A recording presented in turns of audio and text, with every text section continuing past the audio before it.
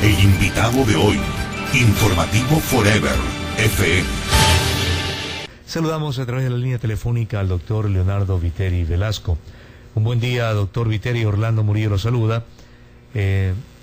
La denuncia que usted planteó al país el día viernes pasado, en realidad, que nos deja absorto frente a una necesidad que tiene el pueblo ecuatoriano de ser atendido en su salud.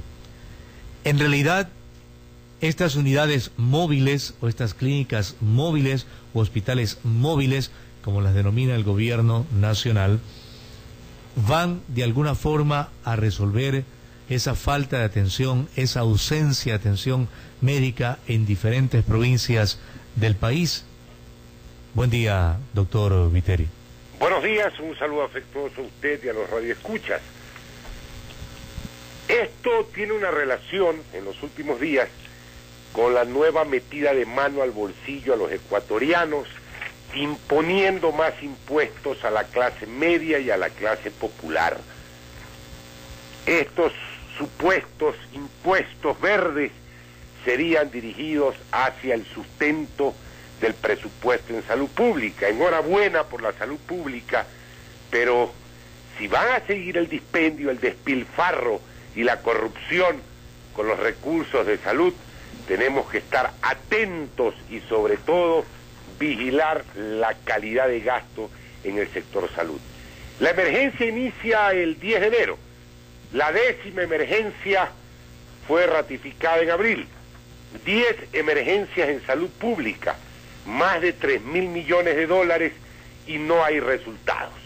Y me impresiona, y fui a visitar personalmente a Guayaquil, a la explanada del Estadio Modelo, estas famosas clínicas móviles que cuestan 37 millones de dólares.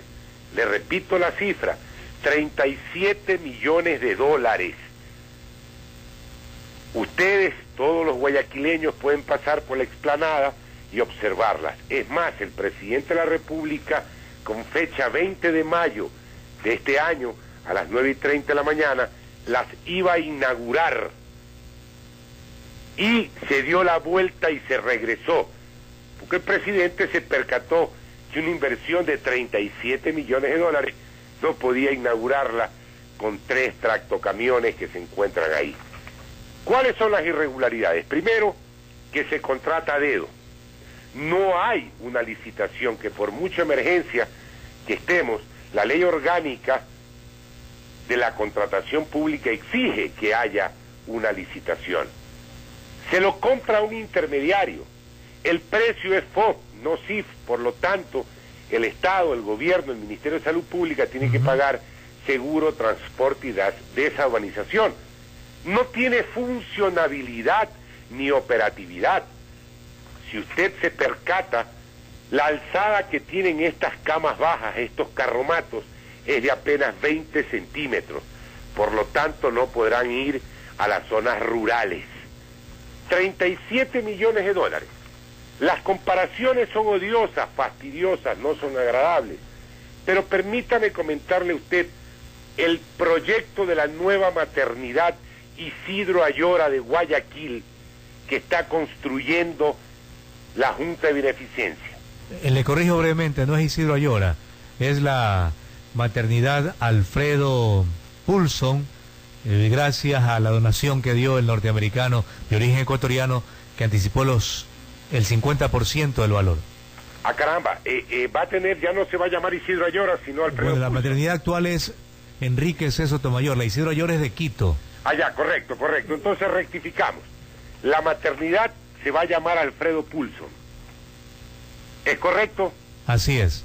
Correcto. La maternidad, que tendrá por nombre Alfredo Poulson en Guayaquil, es una maternidad que tiene un área de construcción de 36.200 metros cuadrados, que tiene 5 pisos, de 414 camas, 252 cunas, 21 quirófanos, 12 salas de parto, 26 consultorios y un flujo de atención de 5.000 personas día.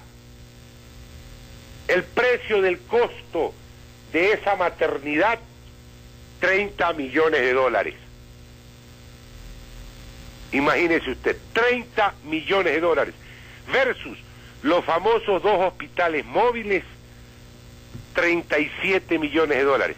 Hospitales móviles que no tienen ninguna operatividad, hospitales móviles que en menos de un lustro se chatarrizarán, hospitales móviles que le obliga al Ministerio de Salud Pública, donde ellos se instalen, le obliga, entre otras cosas, a tener 700 metros cuadrados como mínimo, planos pavimentados, que cuente con infraestructura sanitaria, tomas de energía eléctrica, agua potable y evacuación de aguas servidas, donde se han designado oportunamente el personal técnico, médico, paramédico, operativo, que tiene que recibir una capacitación. Doctor, hablábamos hace poco, perdone que le interrumpa, hablamos hace poco que hay una falta de planificación en diversas áreas por parte del gobierno, que vemos que quiere de alguna forma dar respuesta al pueblo ecuatoriano en sus más urgentes necesidades. Y esa falta de planificación usted de alguna forma la puntualiza y lo acaba de hacer. Una falta de infraestructura, no solamente a nivel de una explanada, por decirlo así, para que allí funcionen estas clínicas móviles, sino de infraestructura eléctrica para que puedan tener el funcionamiento normal de todos sus equipos, de los quirófanos inclusive que dicen tener estas clínicas móviles, ¿verdad? Esa falta de planificación, esa falta de visión para la compra de estas unidades, ¿son parte de lo que usted viene solicitando para que se devuelvan estos hospitales móviles? El centro de mediación, tal como lo establece el contrato, es la Cámara de Comercio de Quito. Y este centro de mediación tendrá que declarar contratista incumplido a la empresa que intermedió estos contratos. Y pues perderemos 1 o 2 millones de dólares en el transporte, pero no, hacia futuro no estaremos sufriendo de ver chatarrizado este equipo que le ha costado del impuesto a los ecuatorianos 37 millones de dólares. Y permítame ponerle un ejemplo, son 2 hospitales móviles, ¿no? Cada hospital móvil, aparte de que consta de su cabezal, 2 de los cabezales son usados, tal como consta en el contrato, y por favor, si usted quiere leer el contrato y ver todos los antecedentes de esta tramoya, usted puede ingresar a mi página web www.leonardoviterrivelasco.com, donde yo tengo todos los contratos, y usted puede observar, por ejemplo, también cosas muy interesantes, que es el Ecuador el primer país del mundo al que se le venden estos carros. Y en Zambia, África, lo tengo en mi página web, en la asamblea, en el Congreso de Zambia, tiraron abajo este contrato, citaron al ministro de Salud para que explique el contrato, y con un criterio técnico, un legislador médico le dijo que eso era una farsa, que no servía para Zambia. Es tan impresionante que usted, al chequear el contrato, uno de los 2 hospitales, uno de los 2, porque son 2 trailers de cocina y lavandería, un trailer de 40 pies, tiene trailer de cocina y lavandería 2.298.000 dólares. Por lo tanto, más de 5 millones en 2 trailers para cocina y lavandería. Y yo le pregunto, y a los radioescuchas, ¿cómo ustedes ingresan en 2 trailers más de 5 millones en equipamiento de lavandería y cocina? ¿Acaso que las lavadoras son enchapadas en oro? Es que es imposible.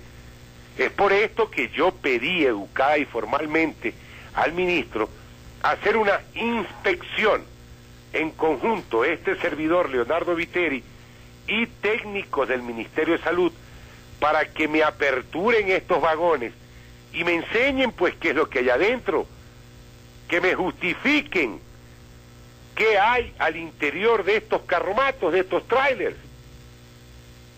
Y hasta el sol de hoy estoy esperando la respuesta, por eso fui personalmente a revisarlos y no los aperturaron para yo poder observarlos.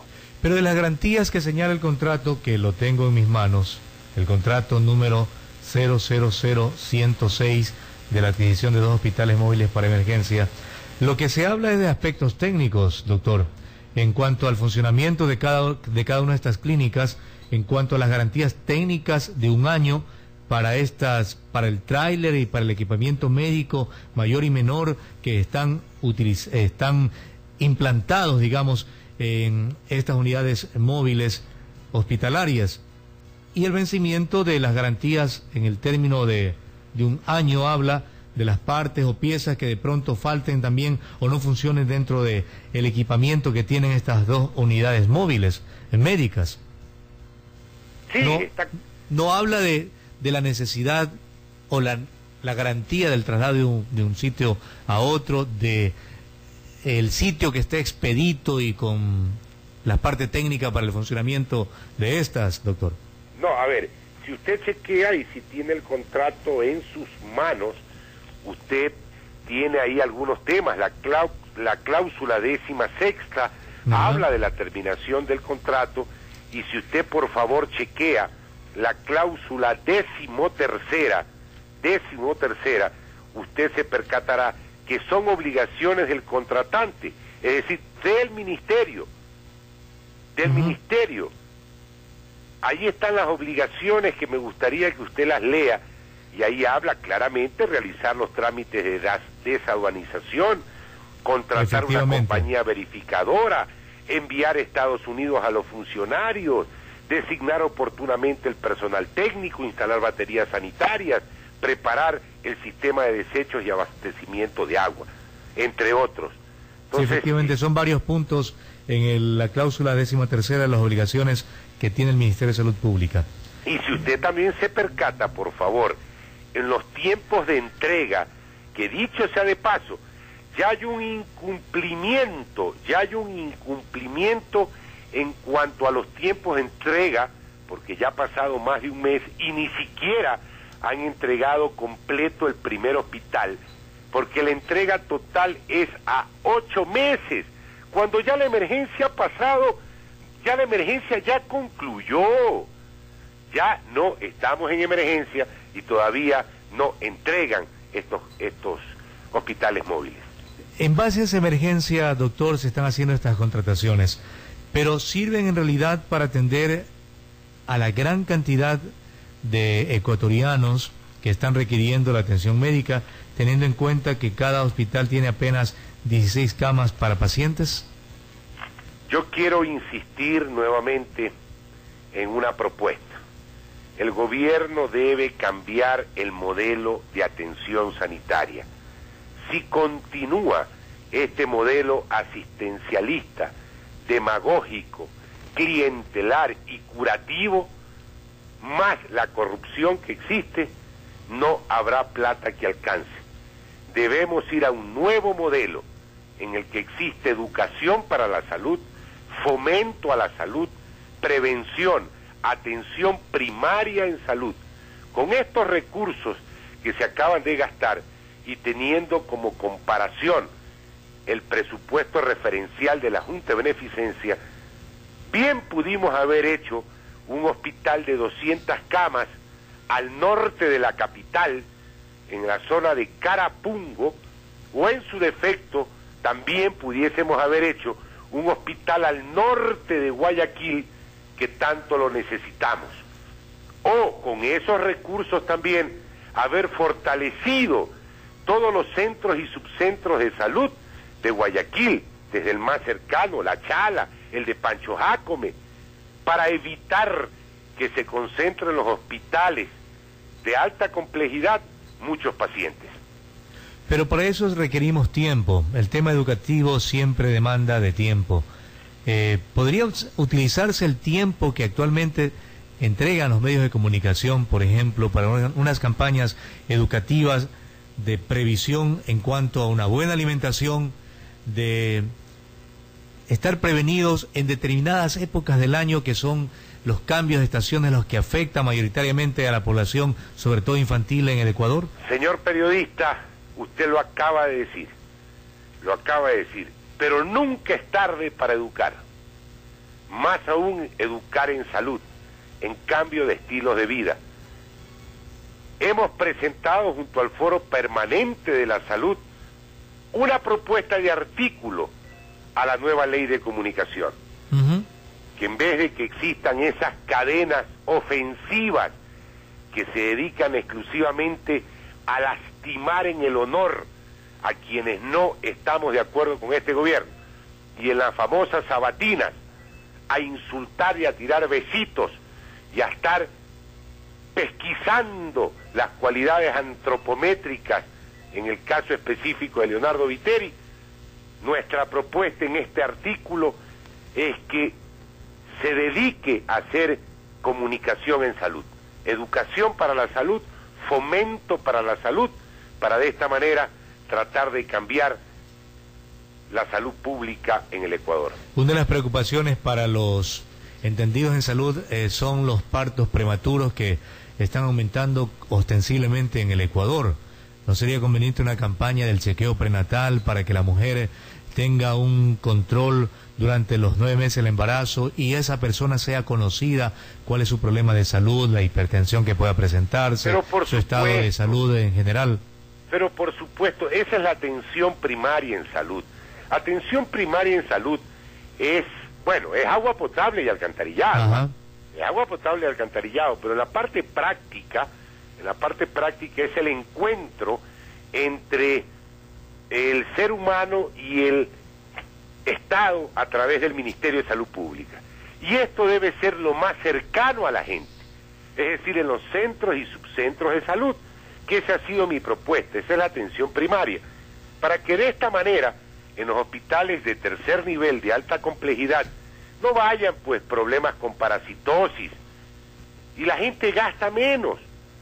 Si va más cerca a un subcentro donde se le hace control prenatal, donde se hace el chequeo al paciente diabético, al paciente hipertenso, donde se les explica qué es la enfermedad metabólica, donde se desparasita a los niños, donde se le coge 3 o 4 puntos a la señora que en su casa cocinando se cortó. Eso es atención primaria en salud.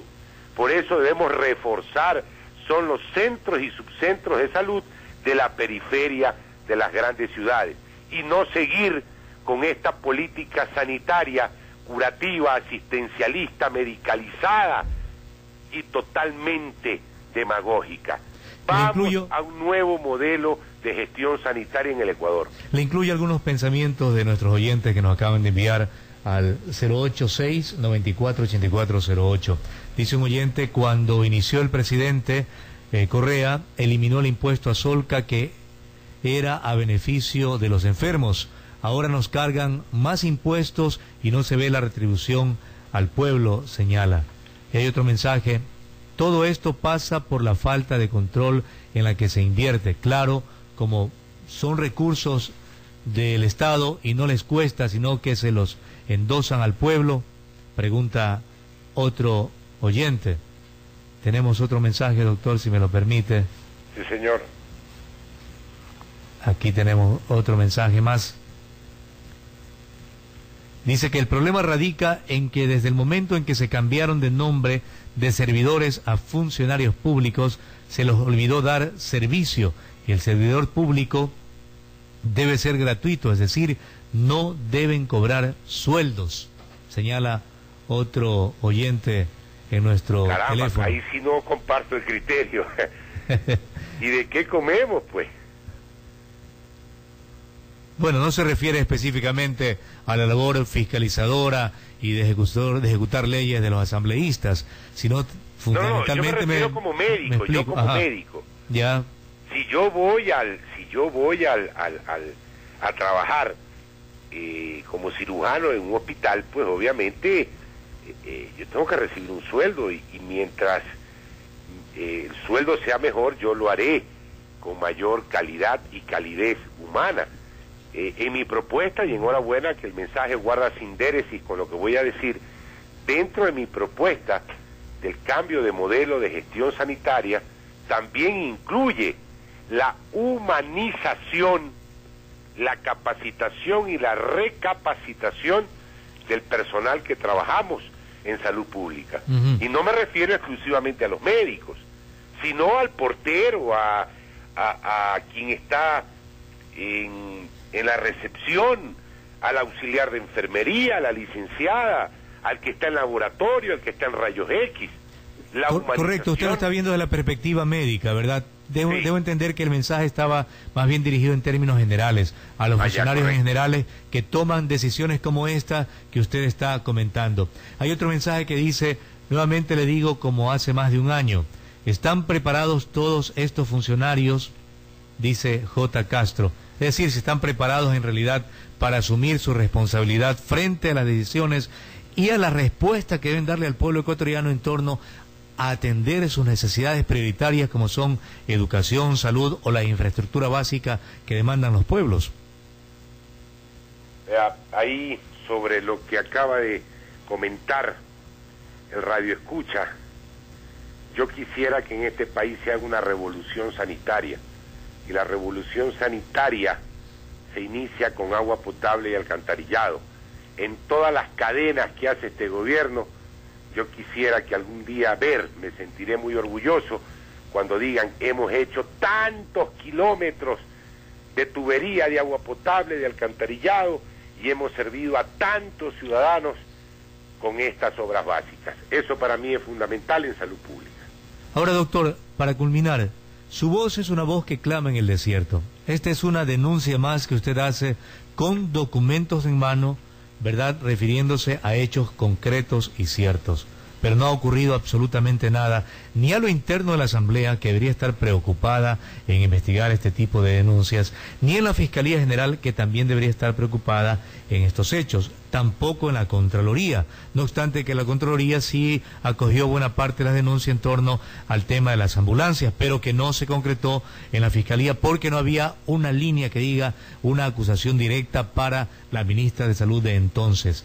¿Qué va a ocurrir o qué espera que ocurra ahora con esta denuncia que usted está haciendo al país, doctor? El peculado no prescribe. Lo que sí, para la historia, yo me estaré informando y recaudando información total, porque el peculado no prescribe. No hay mal que dure 100 años. Por lo tanto, yo seguiré bregando y defendiendo los impuestos de la gente, porque la gente paga impuestos para recibir salud y educación principalmente, y no vamos a permitir que la plata de nuestros impuestos sea malbaratada en 2 tractocamiones, hospitales que son bonitos, dicho sea de paso, pero que no tienen 37 millones de dólares por costo. Y le he hecho la comparación el día de hoy con la maternidad de la Junta de Beneficencia. Acá en Quito, en el sector de Mortecerrín, se está construyendo un hospital privado de tecnología de punta con 120 camas, presupuesto referencial, 30 millones de dólares. En Portoviejo, Manaví, Ecuador, el propio Ministerio de Salud Pública tiene el presupuesto referencial para la construcción del Hospital de Especialidades de Portoviejo, presupuesto referencial 11 millones de dólares. ¿Cómo vamos a pagar 37 millones en 2 tractocamiones hospitales? Me parece inadmisible, y eso yo tengo la obligación, así alcahueteen la corrupción los organismos de control, yo tengo la obligación como ciudadano, como médico, como asambleísta, tengo la obligación de informarme y presentar no denuncias, sino verdaderos estudios donde demuestro irregularidades precontractuales, irregularidades en la ejecución y los lujuriosos sobreprecios. Doctor, muy gentil y gracias por el diálogo aquí en Forever. A usted siempre a las órdenes. Buen día.